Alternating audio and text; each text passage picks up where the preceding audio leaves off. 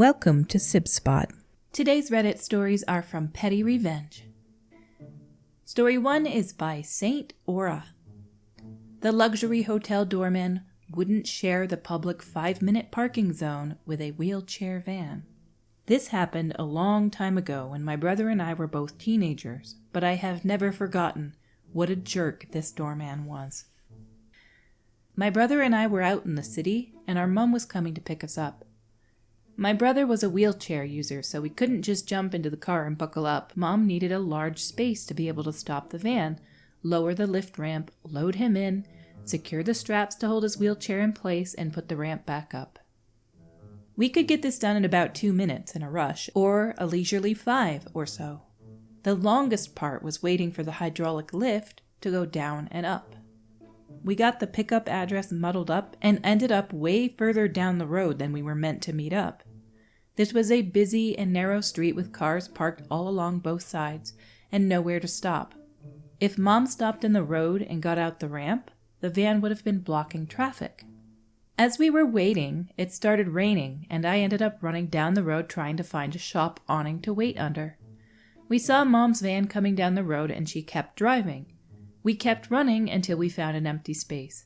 We ended up out in front of a luxury hotel which had a 5-minute parking zone at the entrance. Mom pulled into the 5-minute zone, and I ran over drenched and pushing my brother's wheelchair. He was crying because he absolutely hated getting wet. Before Mom was out of the van, the doorman of the hotel ran over and shouted at her that she wasn't allowed to park there. It was a hotel drop-off zone only. She had to move her van now. What did she think she was doing, blocking their entry like that? It wasn't a hotel drop-off zone only, and it was and still is a public road, and the intent of the 5-minute parking spot is to allow for drop-off and pickup in a high-traffic, low-parking availability area. My mom got in his face and shouted back that she had a disabled parking permit on her vehicle, and she was allowed by law to park for 10 minutes in the 5-minute zone. Back then, I remember the rules of the disabled parking permit as any sign-posted parking limits were doubled, so a 5-minute zone would allow us to be there for 10 minutes. I've just checked now, and the rules are that anything signposted under 30 minutes allows up to 30 minutes of parking. Either way, we were legally allowed to stop in the 5-minute parking zone, and for longer than the time limit. We got the lift down, got my brother in and secured the back of the van, got ourselves in, and sat there until 10 minutes was up. The doorman stood by the car, staring at us the whole time. We could have been in and gone under 2 minutes, mate. This was your fault for shouting at a mom trying to get her crying child into the car. PettyRevenge is the best because it usually goes towards somebody who's kind of an unnecessary jerk. A lot of the comments were like, go ahead, call the police on us. A couple more comments were saying that people who are given the slightest bit of power when they have no power in their lives tend to abuse that power. Our next story is by Jacket313. Teacher gives us the middle finger and tells us to F off. Ends up crying in a meeting with the principal or headmaster. So this happened a really long time ago, like when I was still 6 or 7 or so. When I was still in primary school, me and a classmate were talking during lunch break. We spoke for a bit but didn't realize class was starting again. Our teacher walked over to us, hunching over us and told us, "If you don't want to be here, you can F off." What? While giving us the middle finger for a solid 10 seconds or so before heading back to the front of the classroom. Now, I know that me and my classmate should have noticed that the lunch break was ending, but 7-year-old me knew that the F off and middle finger were bad things to do. I could have left it there and went on with my day, but young old me decided to tell my parents. I'm not 100% sure it was my parents or if it was the parents from my classmates around us who told the other parents. But the story about a teacher flipping a kid off quickly spread to other parents and quickly reached to the headmaster of the school/principal. The headmaster principal had summoned the teacher to talk about her giving us the middle finger. I wasn't there myself, but a classmate told me the teacher was crying in front of the principal. I felt like a jerk that she got herself into that mess, but you don't give the middle finger to 7-year-old kids while telling them to F off. You should just be saying, she got herself into this mess. Why would they walk up to you and flip you off in the middle of class? this clearly shows that she's unfit to run a classroom. There's something else going on in her head if she'll walk up to 7-year-olds and flip them off. Underneath that in the comments by NP Highview, I occasionally volunteered at my daughter's elementary school, chaperoning school trips, teaching a Project Charlie class, so I was a familiar face at the school and knew the principal quite well, as we were generally the only 2 guys on a busload of 4th graders. I popped in one day to take something to my daughter, and after signing it, walked down the hall and found a kid, not mine, just absolutely weeping, sitting outside the classroom door. I quietly glanced around the doorway and saw and heard the teacher shrieking at the rest of the class. The kids looked terrified. I hurried back down to the principal's office and invited him to come with me back to the classroom. The kid outside was still weeping and the teacher was still shrieking. The principal walked in, took the teacher out of the room, and the class had a familiar and good substitute for the rest of the year. It took another year for my daughter to recover from that experience, but the principal and I got her in the warmest and most supportive 5th grade class with a wonderful teacher. I have no idea what happened to that teacher, and don't care to know. I was a teaching assistant for many, many years, and when I first started working as a teaching assistant, I was in a 5th grade classroom. And this woman was so prim and proper and very much about cleanliness, absolute bacteria-free everything. I still remember that she was talking about kids having dirt under their fingernails. Yeah, they're kids. They go outside to the playground every day. They might get dirt under their nails. It's not that easy to remove the dirt. And I'm pretty sure the kids that she was talking about were farmers, too. So she did not last long at that school. Our next story is by Chaos is Normal 2023. Don't mess with a scorned woman. This title makes me think of the other phrase, which is HE double hockey sticks hath no fury like a woman scorned. My ex-husband used to pick fights with me so he could leave every single weekend and cheat on me. It took me months to catch on completely what was happening.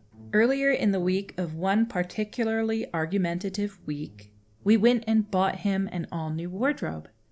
He has recently lost a great deal of weight and nothing fit him. Being the good wife that I am, I placed all his brand new clothes into the dresser after laundering them. Friday night fight happened and he was gone. I received a call about his whereabouts and what he was doing. So first I called the police and informed them that there is a completely illegal car, no inspection, insurance, licensed driver, about to leave said bar he was at, and I was very concerned due to his heavy drinking about him being on the road. I then called the bar and explained that I was in labor, 9 months pregnant at the time but not in labor, and my husband needed to come home immediately. While on the phone, I got all of his brand new clothes out. I cut the toes and heels of every sock, the crotch of all his boxers, the armpits of his shirts, and made them all into belly shirts, and cut his jeans straight up the pant leg into the pockets. I then proceeded to fold them all nicely and place them back into the drawer. The next morning, after my father-in-law picked him up from the drunk tank, I had already moved the majority of my belongings out of the house, and he went to take a shower. The loving wife I am gave him a set of new clothes to put on and waited for him to discover his new look. Best fit check I've ever witnessed. Just saying, don't mess with a hormonal, scorned woman. I'm not saying I hope he cheated on you, but I'm hoping that what you deduce about him cheating on you is actually true, because there's a lot of women that think that a guy's cheating on them when he's not, and they do something crazy like this, and it's no good for anybody at that point. So I just hope for your sake that you're right about this situation. This last one is short, but I love stories like this about laundromats. Posted by The Toddster, Laundry Revenge. This is an old one, but I love it. We lived in an apartment complex that didn't have washer-dryer hookups, but had coin-operated machines in the clubhouse by the pool. We didn't like using them, preferred to use a drop-off service at the laundromat. One day I had to use them, so I started a wash cycle, went back to my apartment, and returned to put the clothes in the dryer. I ran an errand and got back early, figuring I'd just sit in the laundry room and wait for them to finish drying. When I arrived, I was treated to the sight of my damp clothes on the floor and someone else's clothes in my dryer. I responded the only way I knew how. I took his stuff out of the dryer and threw it in the pool. I never used the laundry room again. I don't understand if these people are just broke, they don't have any coins, and they want to use the dryer for their stuff while it's still going. Or they think these are the only ones that work because they don't know that they're coin operated. I mean, there's businesses that have to print things on boxes like, don't eat this plastic wrap. So I'm guessing some people are just incapable of being functional adults. Down in the comments by Pity3825, that happened to my wife and I when we were renting. My wife don't take crap from anybody, so when she discovered all our clothes on the floor still wet, she took her box knife, we both worked retail at the time, out of her purse and cut the offender's clothes to shreds before throwing them back in the dryer. You could hear the cursing and shrieking all over the complex when the jerks came to get their clothes from the laundry room. I don't have like super expensive clothes, but I used to go to laundromats. I would never ever leave them unattended.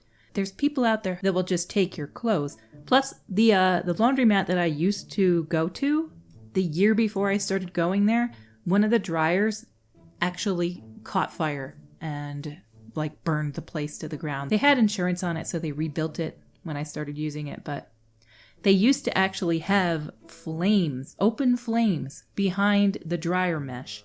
And that was how they dried things. It was such an old-fashioned place that that's how they did it. It was like gas-fired.